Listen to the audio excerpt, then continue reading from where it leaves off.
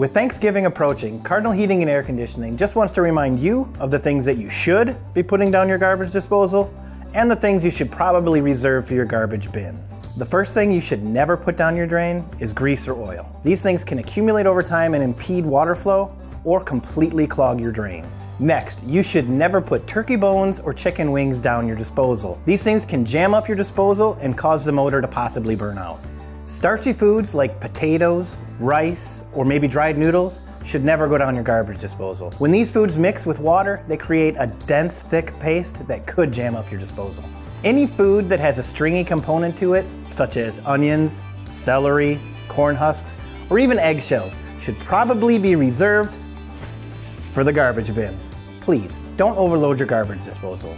Putting too much food in at a time is always a bad idea. Be sure to add smaller food bits in modest increments, and always make sure that the food is properly pulverized before adding more. And finally, please never put any body part or tool down your garbage disposal while it's on. This can cause a serious injury. And now, you know. Have a happy Thanksgiving from everybody at Cardinal Heating and Air Conditioning.